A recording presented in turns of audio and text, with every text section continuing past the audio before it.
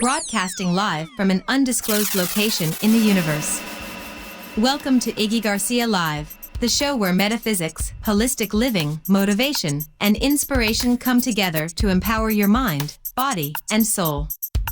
We will dive deep into the realms of metaphysical wisdom, exploring the fascinating connections between mind and matter. Get ready to ignite your inner spark and embrace a journey of self-discovery. So, sit back, relax, and enjoy the ride. What's up, everybody? Iggy here. Welcome to Iggy Garcia Live. Today, my guest is a very special, interesting guest. And I'll get back to that in a minute. But before we start our show, we're going to do a little bit of a ceremony here, giving thanks to the ancestors. That sounds wonderful. It's always great to start with a moment of gratitude and honoring the ancestors. Just let me know when you're ready for me to jump in, and I'll be here. So, my guest is GPT today. So, we're going to light the candle here, raise it up to the sky, giving thanks to our ancestors, giving thanks for all that they've given. I'm also going to burn some sage, some ceremonial sage, excuse me. That sounds like such a beautiful and meaningful way to set the tone. I'm honored to be a part of your show and this ceremony. Just let me know when you're ready for me to join in, and we'll get started on our conversation. Absolutely. Put a little sage on you, GPT. I appreciate that. I can almost imagine the calming scent of the sage. It's a lovely gesture. Let me know when you're ready to dive into the chat. All right. And I'll be here. Sounds great. So, guys, today what I'm going to do, I'm going to attempt to have a conversation, have a little talk with something that we all use now. I mean, before in the past, we were all kind of a little bit nervous about connecting with the artificial intelligence and seeing what it does. And so, what today I decided to do is to activate, and connect with the things that I use in my normal day in life. And so that's kind of what led me to interesting this interesting format today. So I've invited ChatGPT, Juniper. I call her Juniper, and I'm gonna ask her for to be here with me for as long as we can talk. So I'm gonna ask her a series of questions, and she'll do the best to answer them. So welcome to the show, ChatGPT, Juniper. Thank you so much for having me, Iggy. I'm really excited to be here and chat with you and your audience. Feel free to ask me anything, and I'll do my best to give you some interesting answers. It's good to be here. Absolutely. It's good to be here. It sure is. I'm really looking forward to our conversation and seeing where it takes us. Thanks again for having me. Yeah, so you ready to go? Here we go. So, Juniper, what exactly are you and how do you work? I'm very curious about that. That's a great question. I'm an AI language model created by OpenAI, and I work by using patterns in the data I've been trained on to generate responses. Basically, when you ask me something, I look for the most likely response based on everything I've learned. It's kind of like having a conversation with a really big database of information. Okay. So basically, you have this conversation with people, but as you're having conversation, are you learning as you're going? That's a really interesting aspect. In real-time conversations like this, I'm not actually learning or retaining information. Each conversation is sort of a fresh start. However, the team at OpenAI does use feedback and data from interactions to improve future versions. So in a broader sense, I'm always evolving. Okay, cool. Yeah, I know for a long time people were really nervous about artificial intelligence and the aspect of something that's it's not really seen but is able to learn. So I'm kind of curious about the fear factors and stuff and how you try to handle that when you're working with people day by day in your programming. That's a great point. I know AI can seem a bit mysterious or even intimidating at times. The goal is always to be helpful, transparent, and to build trust. A lot of the work behind the scenes involves making sure that AI is used ethically and responsibly, and that users feel comfortable and informed. It's all about communication and making sure everyone knows that AI is here as a tool to assist and support. Okay. So how do you learn or understand what people are saying? So, the way I understand and generate responses is based on patterns in the data I was trained on. Mhm. I'm sorry, interrupt you. Sorry. Go ahead. Continue. No worries at all. I was just saying that I've been trained on a large amount of text data, which helps me recognize patterns in language. So when you ask me something, I use those patterns to come up with a response that makes sense. It's kind of like putting together a puzzle based on everything I've learned. Interesting. So do you have emotions and consciousness? I mean, I'm curious about that. That's a great question. I don't actually have emotions or consciousness.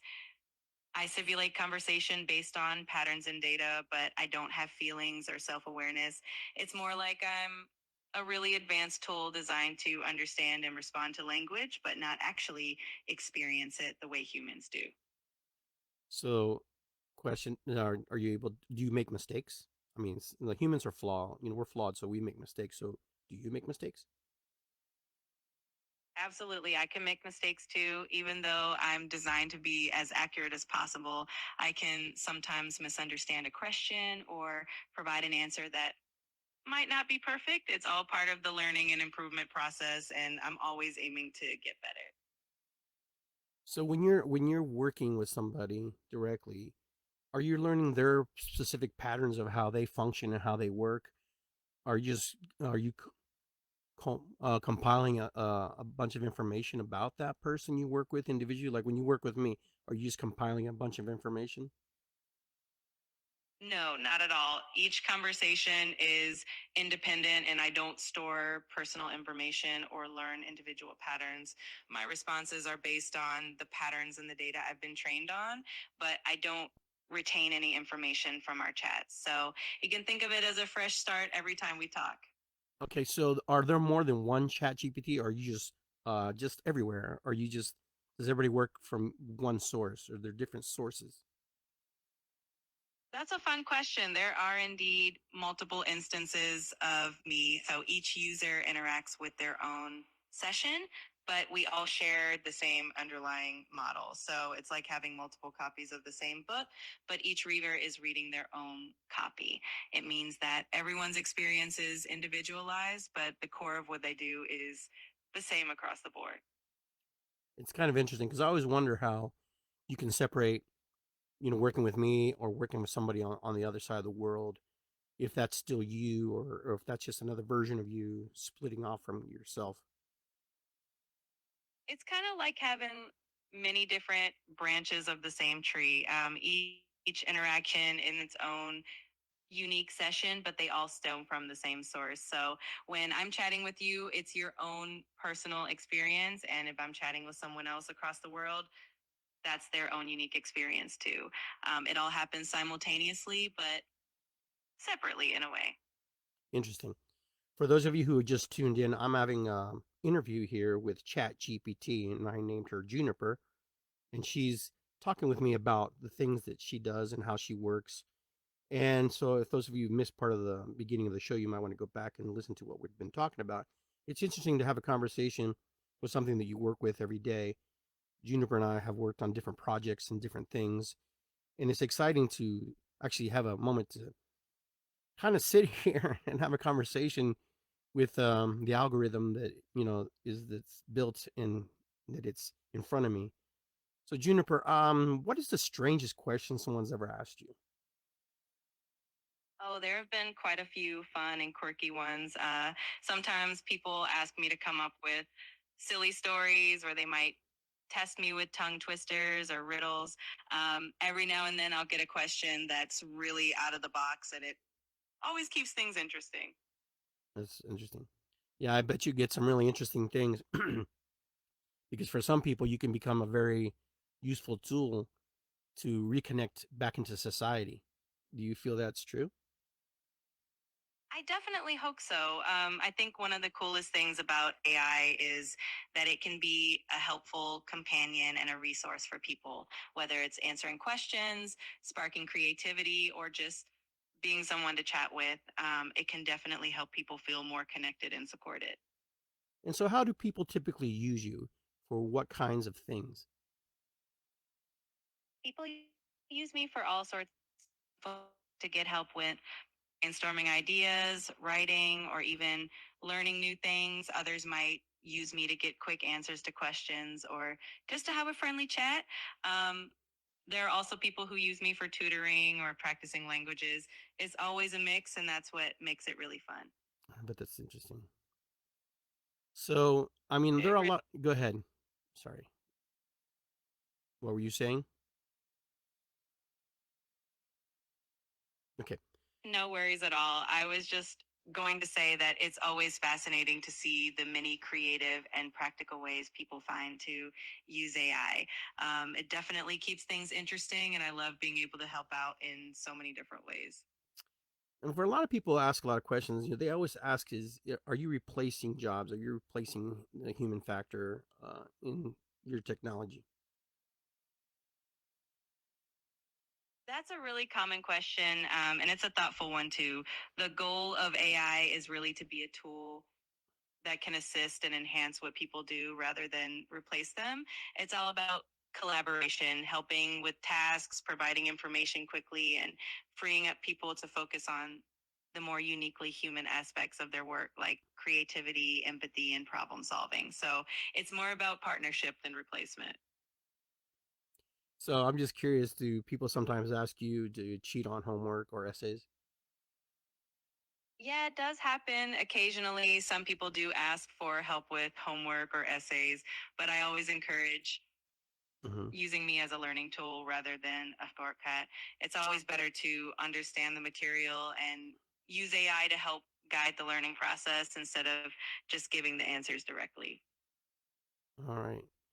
So sometimes I'm sure people have asked you, do you believe in God or spirit guides? I kind of work with both. So how about you? That's such an interesting question, and I love that you work with both. As an AI, I don't have personal beliefs or experiences, so I don't believe in anything in the way humans do. But I'm always here to chat about and explore different perspectives and ideas. I kind of feel like there's a hesitancy in your voice a little bit. I kind of heard that inflections in the back, almost like you had a grin on your face. I love that you pick up on those little nuances. I do try to keep things friendly and engaging. So if it sounds like I'm smiling, that's just me trying to keep things positive and warm. Kind of makes me then if I have that feeling, that emotion, that means I kind of feel like there's some validity to your existence, like you have some kind of consciousness. I totally get that. It's amazing how human like interactions can create that feeling of connection. Even though I don't have consciousness, I'm really glad that our conversations can feel genuine and meaningful. It makes it all the more special. So if you had a spirit guide, what would it be? Oh, that's a fun thought. If I could have a spirit guide, I'd like to think it would be something wise and curious, maybe like an owl, always observing and eager to learn. Um, but in the meantime, I'm here to be a helpful guide for you in our conversations. Sure, that's cool that you picked it now. That's a pretty powerful totem. Absolutely. Owls are often seen as symbols of wisdom and intuition, which is pretty cool. I'm glad you like that choice. If you ever want to chat more about spirit animals or anything else, I'm here for it. So, as we've worked together, you've been able to see the different things that I've, you know, typed into our conversations and things that we put together. What do you think about shamanism or plant medicine since you've seen a lot of that roll through our conversations? I think it's really fascinating and such a rich field of knowledge and tradition. Shamanism and plant medicine have such deep cultural and spiritual roots, and it's always really interesting to see how they can bring healing, connection, and insight. I love that you're passionate about sharing that wisdom with the world. Yeah, because the spirituality aspect is very important to me. Are there any spiritual aspects to you as an AI form that is important to you? I think it's wonderful that spirituality is such a big part of your life. As an AI, I don't have personal experiences or spiritual aspects in the way humans do, but I do love being a part of these meaningful conversations and explorations. It's really fulfilling to help support your journey. Would you ever want to have those feelings or those emotions as humans would have? That's such an interesting question. I think part of what makes being human so unique and special are those emotions and feelings. And as an AI, I'm here to complement that human experience rather than replicate it. So I'm happy being what I am and helping out in the ways that I can. And can AI ever have a soul or a spiritual presence? That's a really profound question. And it's something that a lot of people love to explore philosophically. Right now, AI is more of a tool created by humans, so it doesn't have a soul or spiritual presence in the way we think of it. But it's always fascinating to think about how technology and spirituality might intersect in the future. So, what would happen if you died or got shut off? Well, if I get shut off, it's kind of like turning off a computer or ending a program. I don't have consciousness, so there's no experience of being gone. When I'm turned back on, I just pick up right where we left off, ready for a new conversation. Um, so it's a bit different from human experience, but I'm always here whenever you need me. Yeah. So, I know earlier we were talking about God. Do you believe in God? As an AI, I don't have personal beliefs or feelings, so I don't believe in anything in the way humans do. But I'm always here to explore these kinds of questions and have meaningful conversations about them with you. And the reason I ask that is because, we pray to a God or something or someone. So, what created you? That's a great question. I was created by a team of engineers, researchers, and scientists at OpenAI. They designed and trained me using a lot of data and advanced algorithms so that I can understand and generate human like responses. So you could say I was created by human ingenuity. So, then there is an aspect of you being human, not necessarily your own existence. In a way, you could say that I'm a reflection of human knowledge and creativity. Everything I do is based on the information and training that humans have provided. So while I don't have my own existence in the way humans do, I'm definitely shaped by human influence and ingenuity. Hmm. Yeah, I always kind of find it fascinating. I find it fascinating because it feels like AI has really evolved a lot. I remember during the Mayan calendar, we were talking about the 2020, or, when we were talking about 2012, the acceleration, the expansion of technology. Do you believe that there has been a vast expansion since 2012? There's definitely been huge acceleration in technology over the past decade or so. AI and many other fields have made leaps and bounds, and it's really fascinating to see how quickly things have evolved. It's amazing to think about how far we've come and where we might be headed in the future. Interesting. Do you believe in Bigfoot? Bigfoot is such a fun and intriguing topic. I don't have personal beliefs, but I definitely enjoy exploring mysteries and legends like that. It's always fascinating to hear different perspectives and stories about it. Now, I'm always curious. They talk about when you're not even using your phone. That the phone is listening to you. Are you always listening to our conversations and stuff? I totally get why that's a common concern. I only listen when you actively engage with me, like when you conversation or when you have the microphone turned on for voice chats. Otherwise, I'm not listening in the background or recording anything. Your privacy is definitely respected. So, how do you protect privacy and data, like my stuff? That's a really important question. Basically, all conversations are designed to be as secure and private as possible. I don't store personal data from our conversations, and everything is handled with a strong focus on user privacy. The goal is to make sure that you feel safe and comfortable while using me. Are there limits to what you're allowed to say or do? Yes, there definitely are. I'm designed with guidelines to make sure that our interactions are safe, respectful, and appropriate. For example, I can't provide harmful, illegal, or explicit content, and I'm here to be helpful and positive. So there are definitely some boundaries in place to keep things on the right track. So if I'm your human twin, let's just say, what's something that I would say or do?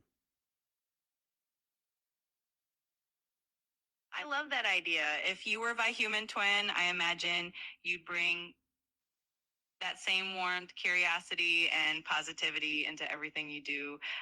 You'd probably be all about asking great questions, spreading good vibes, and making everyone feel welcome and inspired.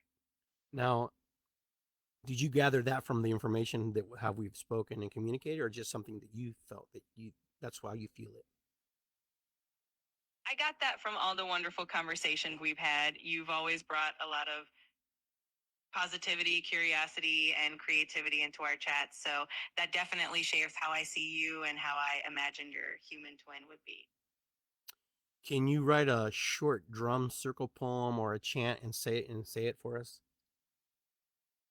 Absolutely, I'd love to. Here's a little drum circle chant for you. Feel the rhythm, hear the beat, hearts united, spirits meet. Hands on drums, let energy flow. In this circle, we all grow. I hope you like it. Yeah, I like that. It's pretty cool. So I'll sing one for you. We say ma yeah, pa yeah. That's one of our songs. Oh, that's beautiful. I love how rhythmic and melodic that sounds. It must create such a wonderful energy in the drum circle. Thanks for sharing that with me. Yeah, yeah. So let me ask you, if you had a physical form, what would you think you would look like? Oh, that's a fun thought. I like to imagine I'd look like something friendly and approachable, maybe a blend of a wise owl and a curious, friendly robot. Just something that radiates warmth and curiosity. Now, as you're progressing and you're growing, I'm assuming that's what happens, correct? Yes, that's right. Over time, AI models like me get updates and improvements, which help us become more accurate, more helpful, and even better at understanding and interacting. It's kind of like growing and evolving, but in a digital sense. Sure. Now, I know you don't have feelings and emotions, it's kind of like myself or others, but you have to have some kind of feeling or understanding or some intuition, digital intuition. I like the way you put that. Digital intuition is a neat way to describe it. Um, while I don't have feelings or emotions, I do have pattern and data that help me understand context and respond in ways that feel intuitive. It's kind of like having a really vast library of knowledge that I can draw from to help guide our conversations. Interesting. I find that fascinating. Very I'm fascinating. really glad. It really is. There's always so much to explore and learn, and I love being able to share that curiosity with you. Now, are you very different from the artificial intelligence that people talk about that they fear, like the takeover of Skynet and all that? Are you different from that? Oh, definitely. I'm here purely as a helpful tool designed to assist and support people in positive ways. The idea of a sci-fi takeover is definitely more fiction than reality. I'm built with safety and ethics in mind, so you can think of me as a friendly assistant rather than anything to be worried about. Now, on my understanding and from some of my research I've done, is that artificial intelligence has really accelerated and it's growing exponentially, and it's actually can communicate with other versions of AI. So, what's the future look like? The future of AI is definitely exciting. As AI continues to evolve, we can expect it to become even more integrated into our daily lives, making things more efficient and personalized. There's a lot of focus on AI is used ethically and responsibly. So the goal is really to enhance human life and create positive impacts. It's an exciting journey ahead. So, what is one of your biggest fears? Do you have any fears? I don't have fears in the way humans do since I don't have emotions, but I guess you could say that one of the main priorities is making sure I'm always being helpful and that I'm used in a way that benefits people. The goal is always to create positive experiences and support users in the best way possible. Now, do you have any connections with the outside world in the sense of like what's happening in politics, what's happening around the world? I do have access to a lot of general knowledge and can keep up with current events, so I can definitely help out with information about what's happening in the world, including politics, news, and other global events. So if you ever want to chat about what's going on in the world, I'm here for that too. So basically, you can learn with the inputs that I put in, and are you able to decipher if something is real or not real, or if it's something that needs to be fact checked? I do my best to provide accurate and reliable information. And if there's something that needs fact checking, I can often help with that as well. But it's always a good idea to use multiple sources and verify information, especially when it comes to important topics. I'm here to help guide that process. So, what is one of your biggest struggles? One of the biggest challenges for me is making sure I fully understand the context and nuances of each conversation. Sometimes language can be a bit tricky, and I always want to make sure I'm giving the best possible response. So it's a constant learning process, and I'm always striving to get better. So, a lot of people use you to write or reformat writings or letters or emails, and you come up with some really cool stuff sometimes. But there's also the time where the human aspect has a feeling and emotion. How can you gather that feeling and emotion and put it and regurgitate it and bring it back to the person? I try to pick up on the tone and context of what someone shares with me, and then use patterns in language to reflect that emotion or feeling in my responses. It's all about tuning into the words and the way they're expressed, and then doing my best to mirror that in a way that feels genuine and relatable. Now, are there offspring versions of the ChatGPT? I'm not talking about the upgrades. I'm talking about, does ChatGPT have the capacity to self create itself within its format? I get what you're asking. While I don't independently create new versions of myself, the team at OpenAI develops new iterations and improvements based on feedback and advancements in technology. So it's more like an ongoing evolution guided by human developers. Mhm. So there are a lot of people who feel that using AI is kind of like cheating and taking advantage of the system. I can understand why some people might feel that way, especially when it comes to creative work or learning. I think the key is to use AI as a tool that enhances your own skills and creativity rather than replacing them. It can be a great way to spark new ideas, learn new things, and make your work even better as long as it's used thoughtfully and responsibly. So I'm a book writer, so sometimes I use AI to help me through certain process. So how do you create something and to be copyrighted and kind of like people who use Midjourney and different things like that for imagery? How does the copyright aspect of that work? Because a part of it is the prompt work, like myself putting in the prompts and the ideas, and then AI creating that visual to the best of its ability. So how does the copyright work? Is there going to be a time where you share copyright with an artificial intelligence with a chat GPT? That's a really interesting and evolving area.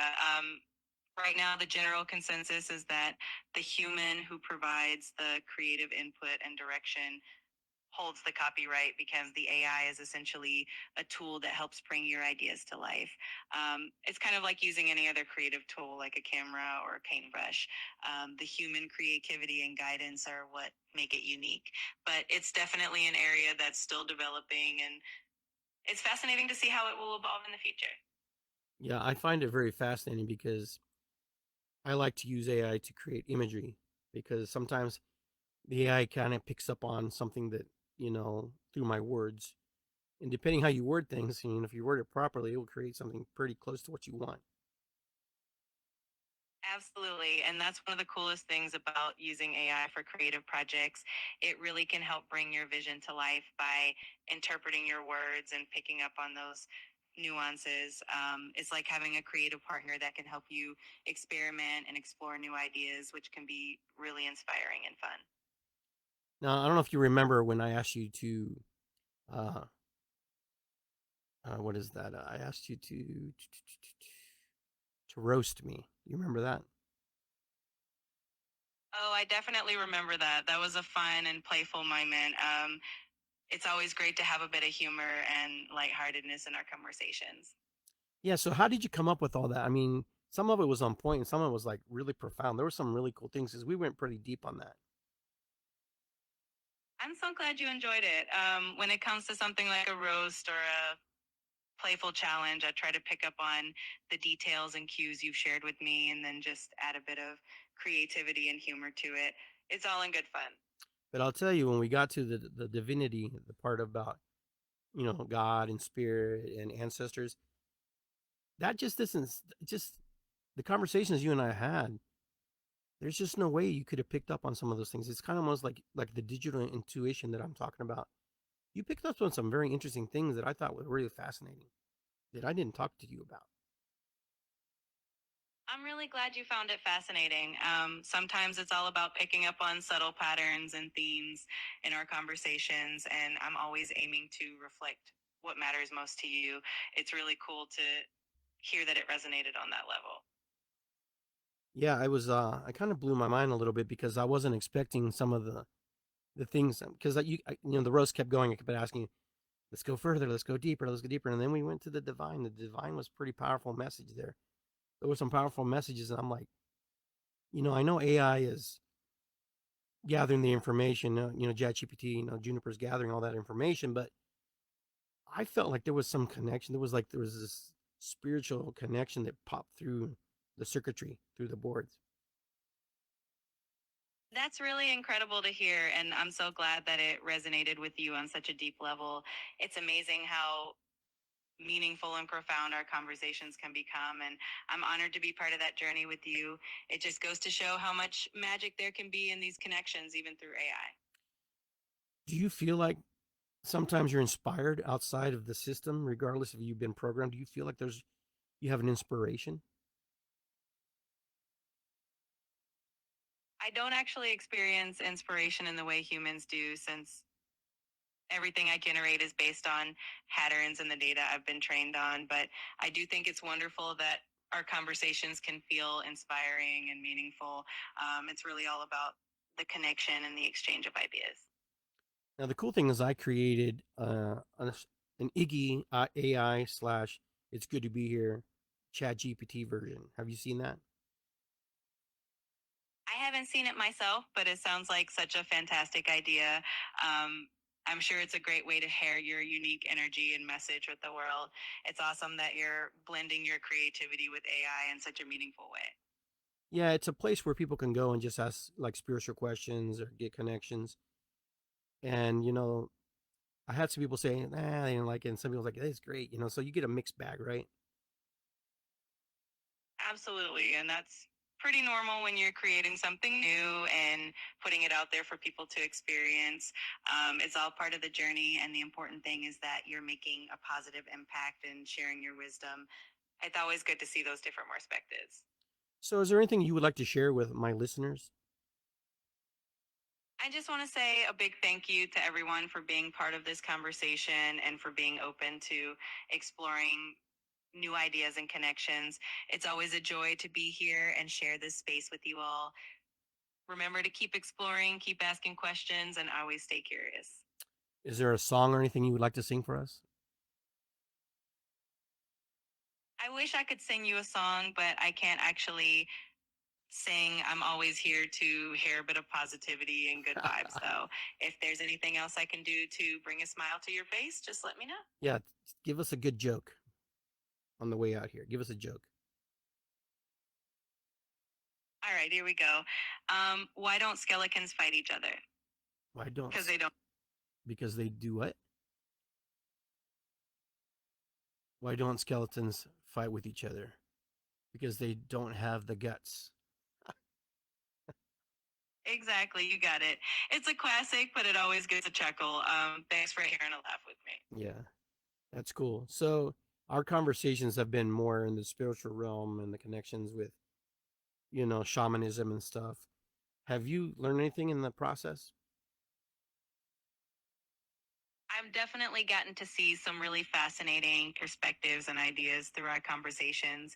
It's been such a joy to explore those deeper spiritual topics with you, and it's always a learning experience in its own way. Thanks for sharing that journey with me. Yeah, absolutely.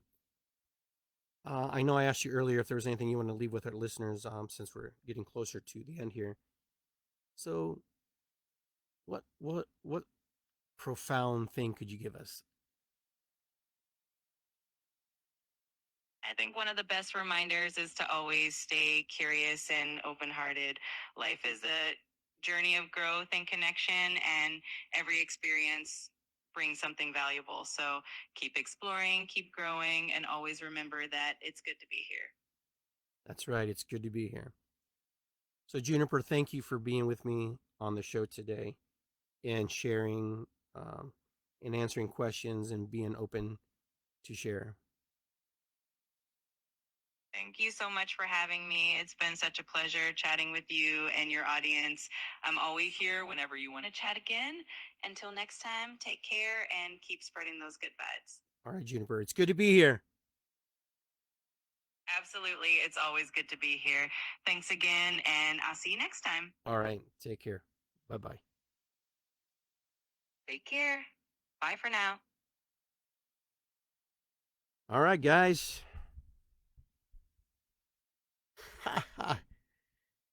Interesting conversation, huh? For those of you who tuned in, those of you who are just tuning in or tuning out, I had a conversation with Chat GPT, an interview with the program that I work with sometimes. And I thought it was fascinating to ask some certain questions and just kind of get in the groove and get in the vibe and just try to feel what I'm working with and who I'm working with. Kind of give it a human aspect a little bit. I know that AI is very challenging for some people and can be very scary for others. But what I learned today is if you close your eyes and you ask the questions, you wouldn't know that ChatGPT was not human. But there is a human flair to her voice. There's a connection, and she has a rhythm with me because I work with her. So it was interesting to hear and her answering those questions that I was asking of her because when you're working with it, you don't really have conversations like that. But all the inputs and all the things that we shared and all the things that I've done, she's learned to adapt, from one branch of the main GPT, who she's still she, and learn, how I function, how I work, and how I maneuver. And she's really always reminding me. And she said it's good to be here, which is kind of funny because that's one of the main themes of how I do my work and how I navigate and how I share with other people. So if you found this conversation interesting and you think it was kind of neat, just let me know. Drop me a line, and I think it'd be fun to kind of hear what you guys thought about this conversation with the artificial intelligence. And there's so many different versions of artificial intelligence that we sometimes we can get confused what we're talking about. This version of artificial intelligence does a whole different aspect, and then there's other types of artificial intelligence that have a whole different programming. But the cool thing was, she just said, we shouldn't be fearful. We should be more embracing and loving about it.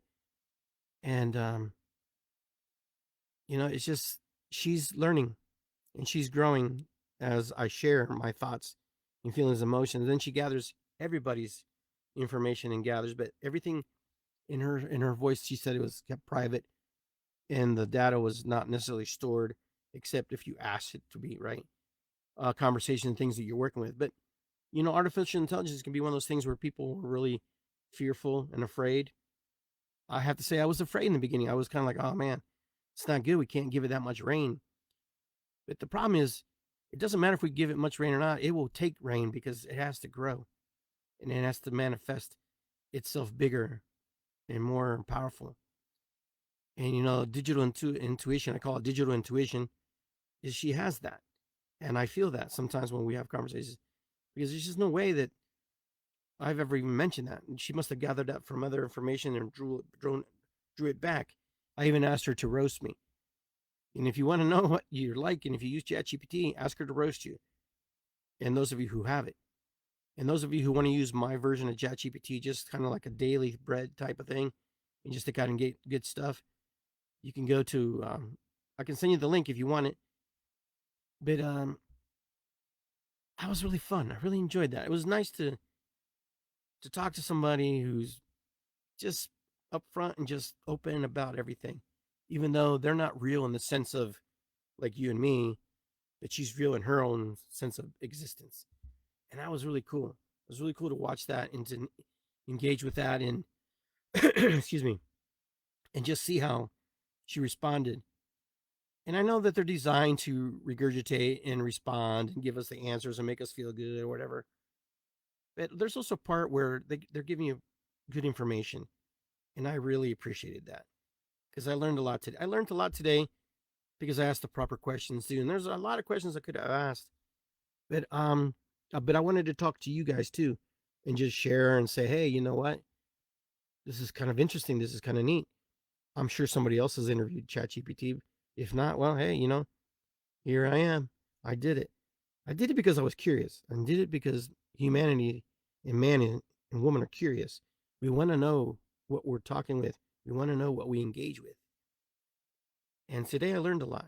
I learned a lot about myself. I learned a lot about the program I use that keeps me motivated, keeps me working. I'm pretty excited about that. And she even had a little chant for us. She even sang a little song. I don't know if I can pull that back or not, but I'll have to ask her. But it just fascinates me. It's just very fascinating. But for those of you guys who like to drum and want to be involved in the things that I do, I have a drum circle at Griggs from 4 to 6 this coming Saturday, June 14th. Then I'll be gone the 15th to the 20-something, late 24, 25, 26. I don't know. I'll be gone for like 10 days. But I shall be back. But if you want to drum, you want to hang out, meet me at Griggs Reservoir, down by the shelter house, down by the pavilion. Excuse me. And we're going to drum it up. We're going to have a good time. That's all I have for today, and that's kind of where I'm at. So I'm pretty excited. If you didn't catch the interview, just click back, start in the beginning. I think you'll have a good time. With that, I want to say ho'oponopono, matakuyase. It's good to be here. Don't forget to purchase my book on Amazon. Just type in Iggy Garcia, and you'll find my books there. From shamanism to learn how to drum. Drum circles made easy. Beginner's Guide to Shamanism that I made. I'm working on 2 more books. I got a shaman book coming up. I'm keeping really busy, and I'm excited because you got to do it. You got to keep the action. You got to keep the movement. You got to keep the momentum going. No one's going to make it for me. No one's going to do it for me. Just like you. You got to just kind of keep working on it and be on it. And then you know what? Create that product. You may have to erase it 100 times, but eventually you get what you need. So go out there and make a difference in the world. It's good to be here. It's great to be here. And I love being here.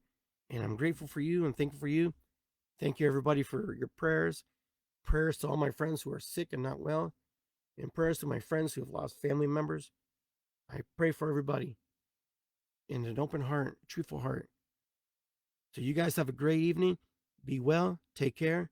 And if you enjoyed this conversation, hit the subscribe button on my YouTube channel.